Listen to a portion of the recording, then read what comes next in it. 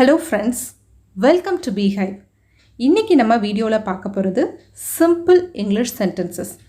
Short English sentences அப்படினோ நம்ம சொல்லிக்கலாம். இது beginnersக்குலாம் பாத்தீங்கன்னா ரொம்பவே யூஸ்ஃபுல்லா இருக்கும். Join me. Let's get the ball rolling. First one. நான் அப்படித்தான் நினைக்கிறேன். இதுக்கு இங்கிலீஷ்ல I think so. I think so அப்படினு நம்ம சொல்லலாம். Next one. நான் அப்படித்தான் நம்புகிறேன் அப்படின்னு சொல்கிறதுக்கு I hope so. I hope so அப்படின்னு நம்ம சொல்லலாம். நெக்ஸ்ட் ஒன், இப்போ அவனை பற்றி தெரிஞ்சுக்கோ அப்படின்னு சொல்லுவோம் இல்லையா, அதாவது அவனை பற்றி அறிந்து கொள். இப்படி சொல்கிறதுக்கு இங்கிலீஷில் எப்படி சொல்லலாம்னா get to know him. Get to know him அப்படின்னு நம்ம சொல்லலாம்.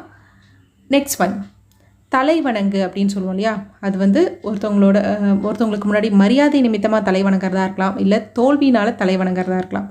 இதுக்கு நம்ம இங்கிலீஷில் எப்படி சொல்லலாம்னா bow your head. Bow your head அப்படின்னு நம்ம சொல்லிக்கலாம். நெக்ஸ்ட் ஒன், அதை நான் வன்மையாக கண்டிக்கிறேன். இதுக்கு நம்ம இங்கிலீஷில் எப்படி சொல்கிறது I condemn it. I condemn it அப்படின்னு நம்ம சொல்லலாம். நெக்ஸ்ட் ஒன், அவள் போய்விட்டாள். அவள் போயிட்டா அப்படின்னு சொல்கிறதுக்கு she left. she left அப்படின்னு நம்ம சொல்லிக்கலாம்.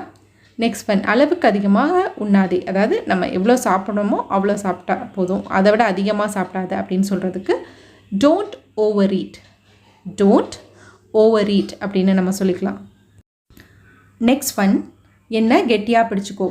இப்போ நம்ம குழந்தைங்கள வண்டியில் கூப்பிட்டு போகிறோன்னா என்ன கெட்டியாக பிடிச்சிக்கோ அப்படின்னு சொல்கிறதுக்கு hold me tight. Hold me tight அப்படின்னு நம்ம சொல்லிக்கலாம். இப்போ ஏதாவது கூட்டத்தில் கூப்பிட்டு போகிறோம், அப்போ என்னோடய விரலை கெட்டியாக பிடிச்சிக்கோ அப்படின்னு சொல்கிறோன்னா அதுக்கு hold my finger tight. Hold my finger tight அப்படின்னு நம்ம சொல்லிக்கலாம். நெக்ஸ்ட் ஒன், அவருக்கு சாப்பாடு போடு அப்படின்னு சொல்கிறோன்னு வச்சுக்கோங்களேன். இதுக்கு நம்ம இங்கிலீஷில் எப்படி சொல்லலாம்னா serve him food. Serve him food அப்படின்னு நம்ம சொல்லிக்கலாம். நெக்ஸ்ட் ஒன், விதிகள் தான். இப்போ ஏதாவது விளையாட்டில் விளையாடிட்டுருக்கோம், அப்போ ரூல்ஸ் யாராவது மாற்றுறாங்கன்னா நம்ம இந்த மாதிரி சொல்லுவோம் இல்லையா, இதுக்கு வந்து rules are rules. Rules are rules அப்படின்னு நம்ம சொல்லிக்கலாம். நெக்ஸ்ட் ஒன், அவனை யாரும் தடுக்கவில்லை.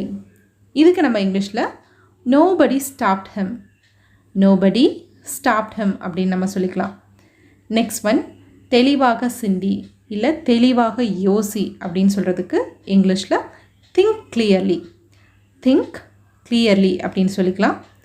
நெக்ஸ்ட் ஒன், வம்பில் மாட்டிக்காத அப்படின்னு சொல்லுவோம் இல்லையா, இதுக்கு நம்ம இங்கிலீஷில் எப்படி சொல்லலாம்னா don't get in trouble. Don't get in trouble அப்படின்னு நம்ம சொல்லிக்கலாம். நெக்ஸ்ட் ஒன், இது அர்த்தமற்றது. இப்போ ஒரு ஆர்குமெண்ட் போயிட்டுருக்கு, அதில் இது அர்த்தமற்றது அப்படின்னு நம்ம சொல்கிறோன்னா இதுக்கு நம்ம இங்கிலீஷில் எப்படி சொல்லலாம்னா இட்ஸ் மீனிங்லெஸ். இட்ஸ் மீனிங்லெஸ் அப்படின்னு நம்ம சொல்லிக்கலாம். நெக்ஸ்ட் ஒன், இப்போது இன்னொன்று எடுத்துக்கோ அப்படின்னு நம்ம ஒருத்தவங்ககிட்ட சொல்கிறோன்னா இதுக்கு இங்கிலீஷில் have one more. Have one மோர் அப்படின்னு சொல்லலாம். இப்போது நம்ம சாப்பிடும்பொழுது இன்னொன்று சாப்பிடுங்க அப்படின்னு சொல்கிறோன்னு வச்சுக்கோங்களேன், இன்னொன்று எடுத்து சாப்பிடுங்க அப்படின்னு சொல்கிறோன்னா அதுக்கும் have one more. Have one more தான். நெக்ஸ்ட் ஒன், நான் உதவி செய்ய இயலாத நிலையில் இருக்கிறேன். அதாவது மற்றவங்களுக்கு உதவி செய்ய இயலாத நிலையில் இருக்கிறேன் அப்படின்னு சொல்கிறதுக்கு ஐ am helpless. I am helpless அப்படின்னு சொல்லலாம். இப்போது நமக்கு நாமே எதுவும் செஞ்சுக்க முடியாத நிலைமையில் இருக்கிறோம் அப்படின்னு சொல்கிறதுக்கும் I am helpless. I am helpless தான். நெக்ஸ்ட் ஒன், நேரம் விரைவாக செல்கிறது. அதாவது டைம் சீக்கிரம் போயிடுது அப்படின்னு நம்ம சொல்லுவோம் இல்லையா, சீக்கிரம் ஓடிடுது அப்படின்னு சொல்லுவோம். இதுக்கு இங்கிலீஷில் டைம் ஃப்ளைஸ். டைம் ஃப்ளைஸ் அப்படின்னு நம்ம சொல்லலாம். நெக்ஸ்ட் ஒன், அவர் தன்னடக்கமானவர் அப்படின்னு நம்ம சொல்கிறோன்னு வச்சுக்கோங்களேன். இதுக்கு இங்கிலீஷில் he is humble. He is humble அப்படின்னு நம்ம சொல்லலாம். இது ரொம்பவே சீக்கிரம் அப்படின்னு நம்ம சொல்கிறோன்னா இதுக்கு இங்கிலீஷில் it's two soon. It's two சூன் அப்படின்னு நம்ம சொல்லிக்கலாம். நெக்ஸ்ட் ஒன், என்னால் பேச முடியல. அதாவது இது ஒரு ஸ்ட்ராங்கான ஃபீலிங்னால், ஃபார் எக்ஸாம்பிள் ஒரு ஆச்சரியத்தினாலேயோ இல்லை குழப்பத்தினாலேயோ இல்லை ஆனந்தத்தினாலேயோ இல்லை அவமானத்தினாலேயோ நம்மளால் பேச முடியலன்னு வச்சுக்கோங்களேன், அப்போ வார்த்தைகள் வராது இல்லையா. இதுக்கு நம்ம இங்கிலீஷில் எப்படி சொல்லலாம்னா I M speechless. I am speechless அப்படின்னு நம்ம சொல்லலாம்.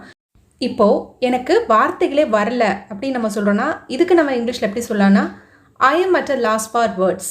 ஐ am at a loss for words அப்படின்னு நம்ம சொல்லலாம். இதை இன்னும் சிம்பிளாக சொல்லணும்னா I don't know what to say. I don't know what to say. எனக்கு என்ன சொல்கிறதுனே தெரியல அப்படின்னு அர்த்தம். That's it for today. Thanks for வாட்சிங்.